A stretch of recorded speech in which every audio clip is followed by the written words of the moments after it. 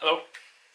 So I've been doing these videos for about 4 months now, but I realised that as of yet I haven't really spoke all that much about me and how I got into photography and things like that. So I want to rectify that now, by in this first video just starting from scratch and talk about how I got into photography. And it wasn't for me. It took me a long time to realise this love of photography. It wasn't like a case of picking up a camera as a child and knowing from then that that was what I wanted to do with my life. It was much, much, much later in life. Well, not much, much, much. I'm not that old. But it took me a long time to realise a passion for photography. I never even tried it until I guess not all that long ago in the grand scheme of things. So I always appreciated good photography. I always admired photographers and good photography. I would always notice it and look at it and kind of look at it in envy, really, and look at good photographs and think, wow, that's amazing. I wish I could do something like that. But I never tried it for myself, mainly because I just never ever thought of myself as being creative in that way. I never thought I would be good at photography. I don't really know why I had this thought about myself. I just, for whatever reason, I just never thought of myself as being creative in that way. So I never tried it because I just thought that's not for me. It's not who I am. Growing up, I always knew I wanted to do something that I was really passionate about.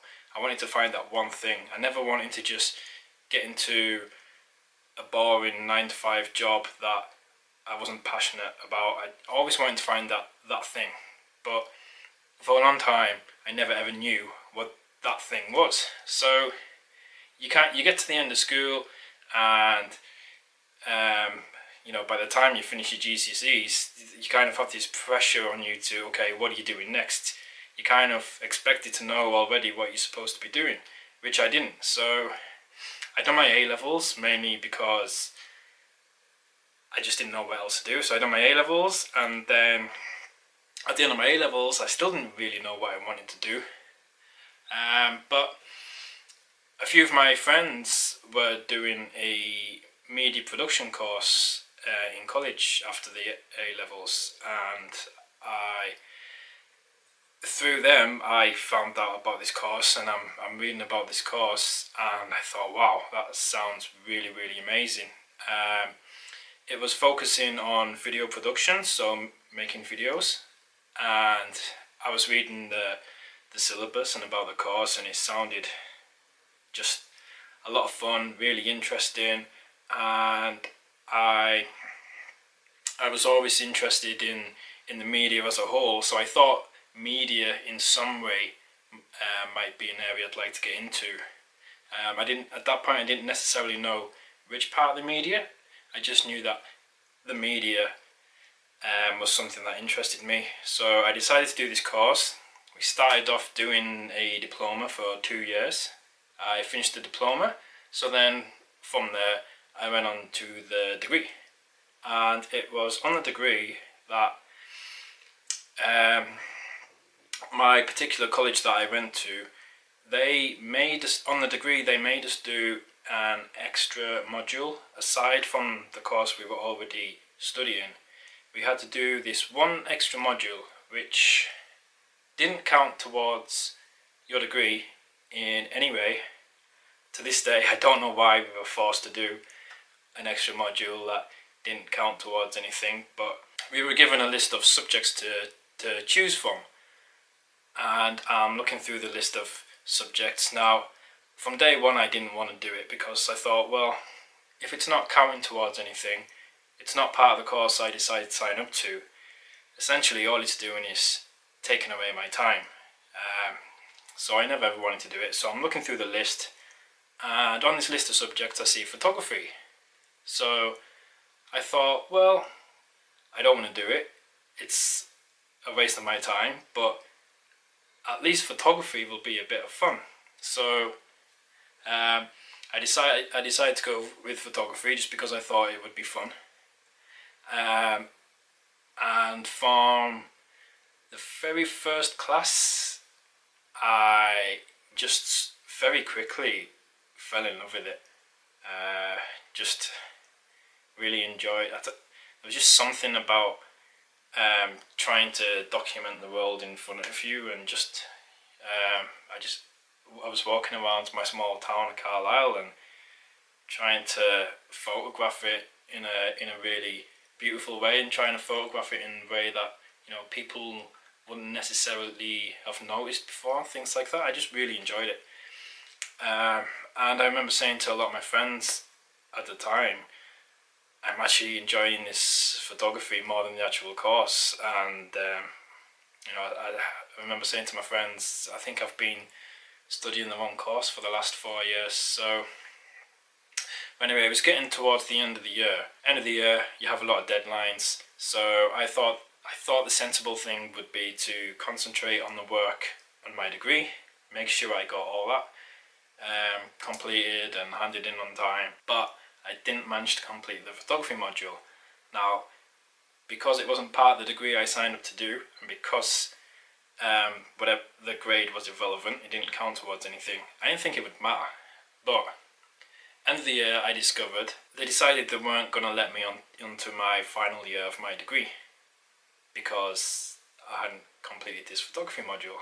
I spent all summer long trying to appeal it because it seemed really bizarre to me, and no one else at the college could quite believe that they were failing me for a module that didn't count towards the degree I'd signed up for anyway.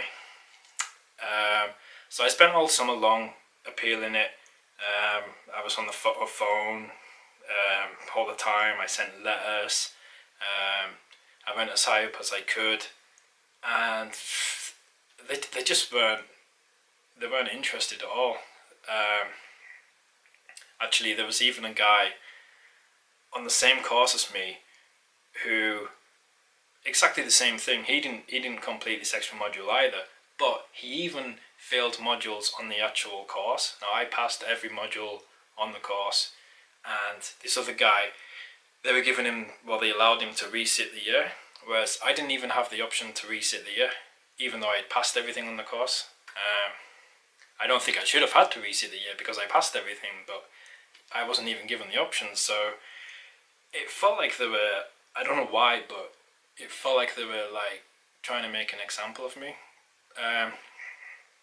So anyway, long story short, I got kicked out of college just before entering the final year of my degree, and it was about 2 weeks before the year was about to start that I kind of realised 100% they're not going to let me back under any circumstances. So by that point I was living in student accommodation with some friends. I was relying on my student loan to pay my rent. So I couldn't pay my rent. I didn't get my student loan obviously because I got kicked out of college, and I was in a bit of a mess. Ended up in a bit of debt because of it, not being able to pay my rent and things. So I very, very quickly had to find a job, and that is actually how I ended up becoming a postman. I needed a job quickly. Royal Mail were hiring. I thought, well, at least being a postman, you know, you're outdoors, you can kind of go along your way, put your headphones in. I thought I could do that. So I got that job and did that for 9 years. Even then, I knew I didn't want to be a postman forever. It was just, you know, I needed a job just to survive. So I still wanted to find that one thing that I wanted to do with my life. So I decided one day to write a list of all the things I was interested in, all the things I was passionate about. Obviously, I put photography on the list, thanks to this module that caused me to fail college and get me in this pretty shitty situation. Ironically, it became a thing that I loved. So I wrote photography on this list, and as soon as I wrote this list of things I was interested in, straight away it jumped out at me and I thought, this is so obvious, how did I not realise this straight away? But there was maybe, I don't know, let's say 6, 7 things on the list, one of which was photography obviously, and another thing was motorsport, because at the time in particular I was a big motorsport fan. So photography and motorsport both jumped out at me, and I thought, wow, that's it, it's so obvious. So I thought, motorsport photographer, that is the perfect thing for me. I love photography, I love motorsports, it seems right to put those two passions together. So from then on, that is what I wanted to do, motorsport photography. Now I know if you've been watching my vlogs and you've been following me on Instagram, say, you'll have noticed I don't do any motorsport photography. I did originally, and in my next video I will talk about why that's changed. But it was then that I decided motorsport photography was the thing for me, and it seemed so obvious. I couldn't believe that it didn't click with me instantly. It's been at least 10 years now, and if I'm being honest, to this day I'm still kind of a bit bitter about the whole thing. I think it was very harsh to kick me out of college for a module that didn't count towards anything anyway. I'm not aware of any other colleges or universities that force you to do a module that doesn't count towards anything. So I'm still a little bit bitter about it, but the good thing that came out of it was that, okay, although I failed university, I did discover this big passion in life.